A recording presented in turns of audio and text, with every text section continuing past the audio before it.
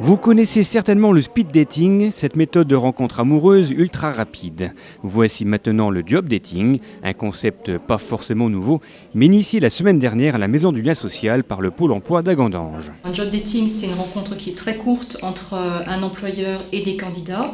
Donc on n'est pas dans une configuration d'entretien classique qui vont durer une demi-heure, une heure.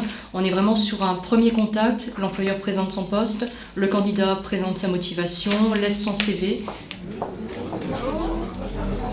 Organisé en partenariat avec le RIGE et les points emploi du bassin d'Agandange, ce job dating a attiré du monde. De quoi satisfaire futurs employeurs et bien sûr futurs employés. C'est une possibilité déjà d'avoir le patron en face de soi.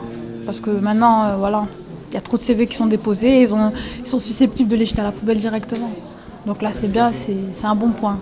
Ça permet de se mettre déjà aussi, comme dans une situation d'embauche, je dirais. Et il nous donne des informations, il nous met tout de suite à l'aise et moi je trouvais ça agréable.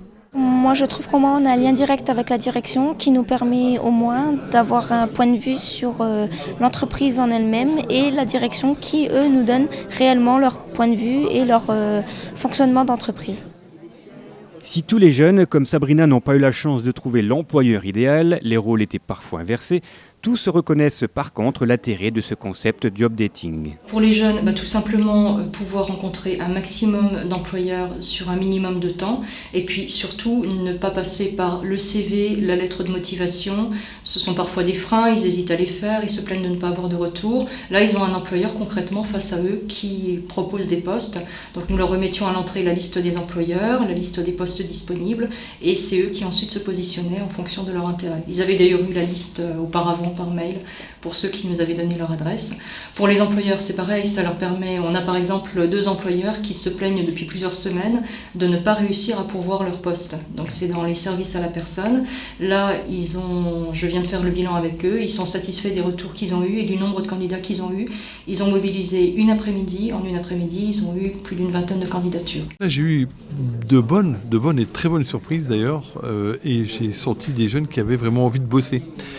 Et croyez-moi que ça casse quelques images qu'on peut avoir de la jeunesse qui part comme ça, par réputation, a tendance à dire ils sont là, effectivement, ils rentrent dans les structures, mais bon, ils sont peut-être pas envie finalement d'aller bosser. Eh bien, contraire, moi j'ai vu beaucoup de jeunes là, qui avaient vraiment envie de s'investir. Méthode rapide et efficace, le job dating permet aussi de faire une première sélection avant d'éventuels entretiens d'embauche.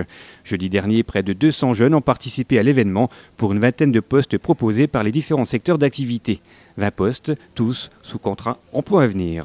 Des contrats qui sont ouverts à des jeunes peu qualifiés. Ça va être des jeunes soit qui sont sortis du système scolaire sans aucun diplôme, soit qui ont un CAP ou un BEP éventuellement obtenu et qui ne trouvent pas d'emploi malgré ce diplôme, ou alors un petit peu à la marge des jeunes qui sont en zone dite sensible, donc zone de revitalisation rurale ou zone urbaine sensible, et qui sont là un petit peu plus diplômés, mais comme on sait qu'il y a des difficultés dans ce genre de quartier, donc on permet l'accès à des jeunes qui sont un peu plus qualifiés.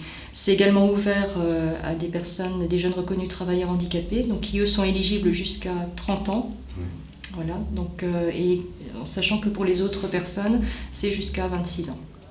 Aide à l'embauche avec contrepartie pour l'employeur de formation voire de professionnalisation, le contrat emploi à venir a une logique de parcours, la pérennisation. Si un employeur s'engage dans une action de formation qui dure 3 ans, je ne vois pas pour quelle raison il ne devrait pas pérenniser l'emploi après ça.